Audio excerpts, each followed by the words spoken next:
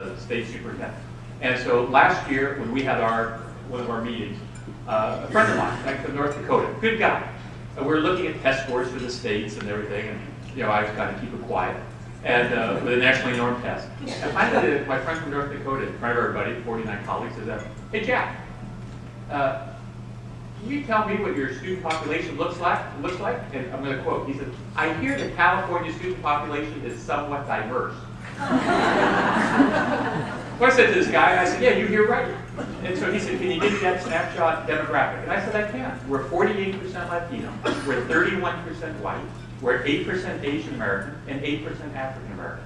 Slightly over 50% of our kids qualify for free and reduced lunch. 40% of our kids go home from school and speak a language other than English. 39% of our kindergarten kids came to school today to learn an English language. 1 out of 4 kids, K through 12, comes to school every day to learn an English language. And a little over 10% of our kids are designated as special education." The jaws were on the table. The guy from North Dakota, from New Hampshire, from Delaware, from Rhode Island, suddenly the conversation turned. It wasn't, why is California on the nationally normed test in the lower half? It's, my goodness, how do you do as well as you possibly do, given the challenging, diverse student population that you have? And then, to kind of look to the future, somebody told me that there's a budget problem in Sacramento. I want to thank Mike for getting me out of bed. I'll tell you, about maybe 3 weeks ago now, CNN called the guys from Atlanta, and they said, ask the state superintendent who wants to talk about the budget for a little bit on national TV. So I told my office, "Yeah, what time do they want to do it?" They said, "Well, it's 7:20. Well, it was 7:20 East Coast time. So I've got a new schedule in that way. So at 4:20, get up at 3 in the morning, not a lot of fun. But so I did it. And when they said, "Is there one word," asking the question, John Roberts, I think the guy's name, "one word that describes the budget situation in California?" I said, "Yes, I'd like to use a 4-letter word."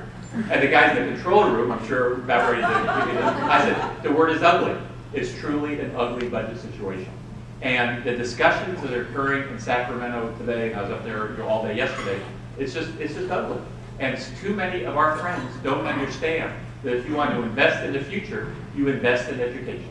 And if you want to shortchange the future, you shortchange public education. And probably the best economic stimulus we could have would be to invest in education. That's really the first step in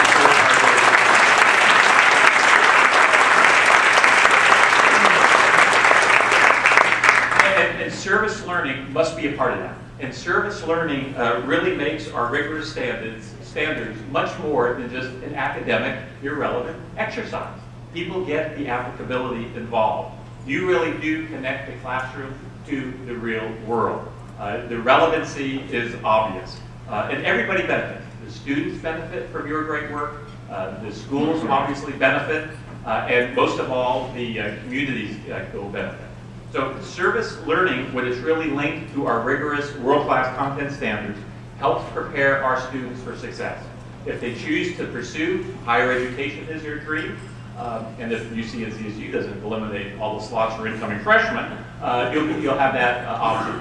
If it's directly to a career path, you'll have that option as well. But clearly service learning will help us prepare more productive, more contributing members of our community. Service learning will help us be more successful in college, in career, and in life. Service learning really is a key component to help us close the achievement gap. The achievement gap, to me, is the biggest civil rights issue in this decade, and absolutely must be addressed. We admit we have an achievement gap. It's real, it's stark, it's persistent, and for the first time, if you analyze our data, we saw ever so slight narrowing, which many of those intervention programs, much of your work, is now in jeopardy as a result of this budget shortfall. But we need to make sure that we continue to emphasize service learning as an option. It's not there for every single student, we know that, but we know we don't all learn the same. Just like we don't act alike, look alike, talk alike, nor do we all learn alike.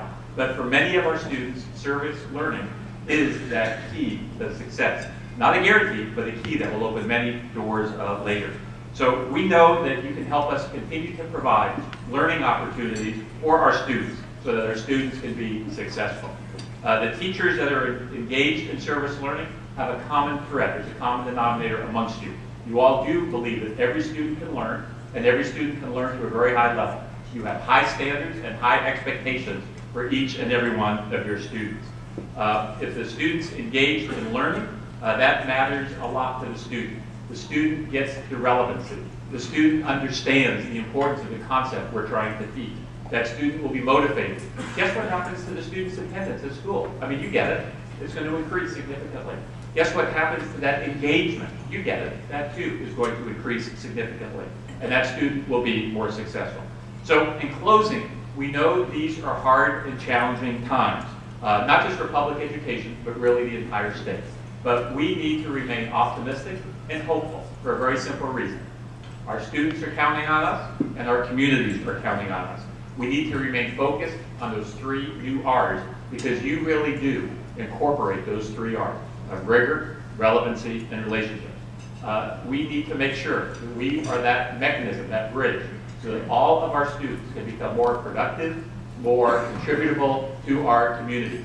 And I'm absolutely convinced if we continue to work hard, we continue to work smart, and if we continue to work together, the best is yet to come for public education. Then and only then, the best is yet to come for the great state of California. Thank you very much.